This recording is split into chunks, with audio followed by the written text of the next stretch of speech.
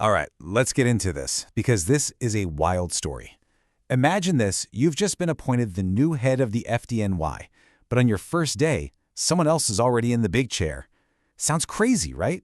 Well, that's pretty much what just went down in New York City, and it left everyone asking one huge question. Yeah, who is in charge of the FDNY?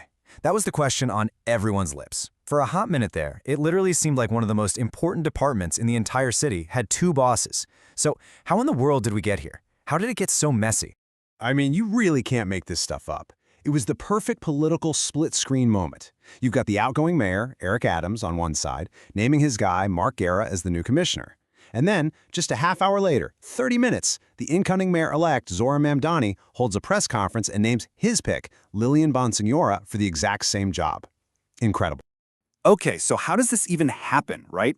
Two commissioners, one department. It sounds impossible. Let's walk through the timeline, step by step, to see how this brilliant little piece of political drama played out.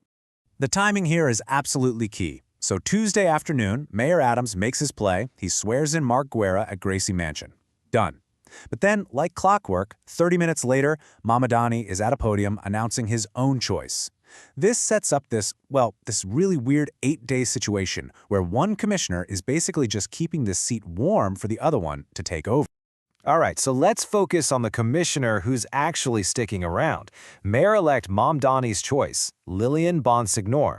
She's the one tapped to lead the FDNY into its next chapter. And her appointment, well, it's a really big deal for a few reasons.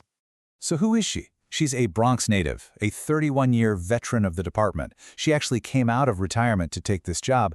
But here's the kicker. The most important thing you need to know about her: her entire career, all 31 years, was spent on the EMS side of the FDNY. We're talking emergency medical services, not fighting. That is a huge shift in leadership for a department like this. And on top of that, her appointment is absolutely groundbreaking. She is making history as the first openly gay commissioner in the entire history of the FDNY. She's also only the second woman to ever get that top job. So a true trailblazer. You know, she knew people would talk about her EMS background, so she addressed it head on. And this quote is just perfect. She's not running from it. She's leaning into it. She's basically saying, hey, my experience isn't a weakness, it's a superpower. The message she's sending is, I get the whole department, from the fire side to the medical side. It's a really smart move. Okay, but we still have to talk about the other guy, right? The 8-day commissioner.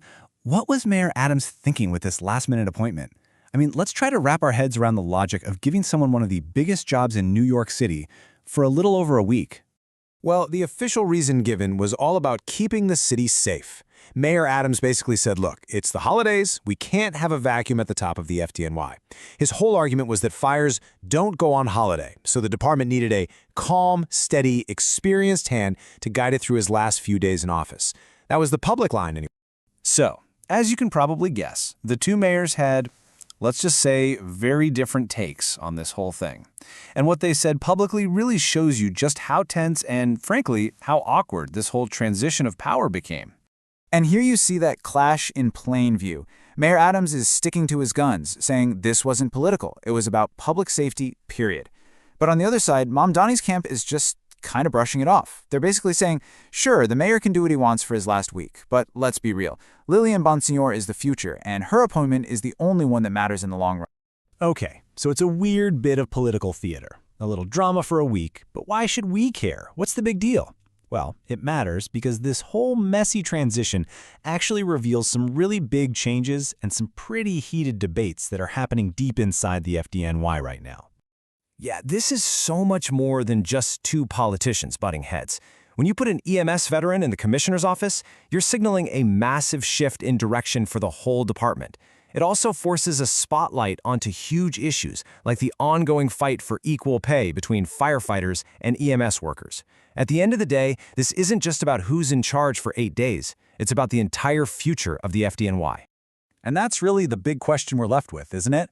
You have this historic, trailblazing leader, someone who comes from a totally different side of the department, taking the reins after one of the weirdest transitions you'll ever see.